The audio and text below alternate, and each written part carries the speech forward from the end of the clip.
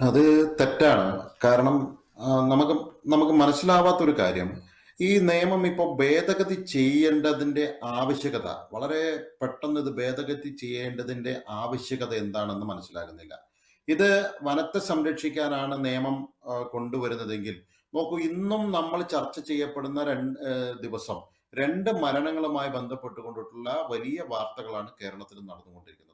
അപ്പോ മനുഷ്യനെ സംരക്ഷിക്കാൻ, മനുഷ്യന് വേണ്ടിയിട്ടുള്ള ഒരു, ഞാൻ നേരത്തെ സൂചിപ്പിച്ചത് 15 കൊല്ലങ്ങളായിട്ട് എടുത്ത് പരിശോധിച്ചാൽ അറിയാം, വനത്തെ സംരക്ഷിച്ചു പോകുന്ന നിലപാട് തന്നെയാണ് സ്വീകരിച്ചിട്ടുള്ളത്. അതുകൊണ്ട് തന്നെയാണ് 11,524 ചതുരശ്ര കിലോമീറ്റർ ആയിട്ട് ഇത് മാറിയിട്ടുള്ളത്. അതൊന്നും സംശയമില്ല.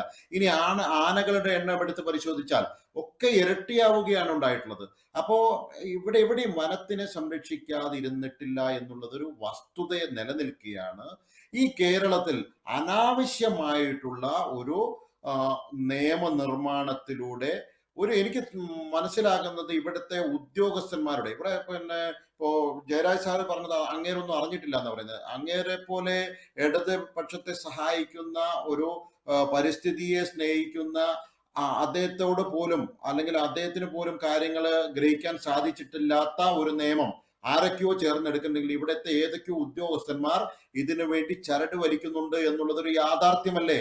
ആ യാഥാർത്ഥ്യത്തോട് കൂടി ചേർന്നുകൊണ്ട് സംസ്ഥാന സർക്കാർ മുന്നോട്ട് പോകുമ്പോൾ എന്തിനു വേണ്ടിയാണ് ഈ നിയമം മാറ്റുന്നതെന്നെങ്കിലും ജയരാജ് സാറിനെ പോലെയുള്ള ആളുകൾ ഇവരോടൊന്ന് ഫോണിലെങ്കിലും വിളിച്ച് ചോദിക്കണ്ടേ, ഇത് എന്തിനാണ് ഈ നിയമം മാറ്റുന്നത്?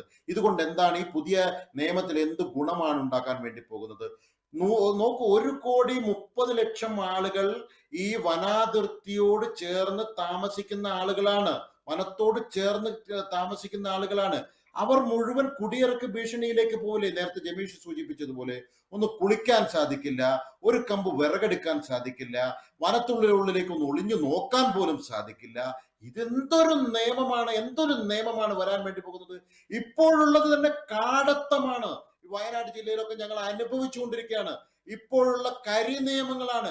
അതിന് പുറമെ ഇത് ഇരട്ടിയാക്കുന്ന തരത്തിലുള്ള കാടത്ത നിയമങ്ങൾ അടിച്ചേൽപ്പിക്കാൻ വരുമ്പോൾ അതിന് കുട ചൂടാൻ നമുക്ക് എങ്ങനെയാണ് സാധിക്കുക? അതിനോട് ചേർന്ന് നിൽക്കാൻ നമുക്ക് എങ്ങനെയാണ് സാധിക്കില്ല? ഒരിക്കലും അതുമായി ചേർന്ന് നിൽക്കാൻ സാധിക്കില്ല. 30 ലക്ഷത്തോളം കുടുംബങ്ങൾക്ക്, 30 ലക്ഷത്തോളം ആളുകൾക്ക് ഇന്നും ഭൂമിയില്ലാതെ ഈ കേരളത്തിലെ തെരുവോരങ്ങളിൽ അന്തിയുറങ്ങുന്നുണ്ട് എന്നുള്ള വസ്തുത മാറ്റിവെച്ചുകൊണ്ടാണ് നമ്മൾ ഇത്തരത്തിലുള്ള നിയമം പുതുതായിട്ടുണ്ടാക്കി മൃഗങ്ങളെ സംരക്ഷിക്കാൻ വേണ്ടി പോകുന്നത്.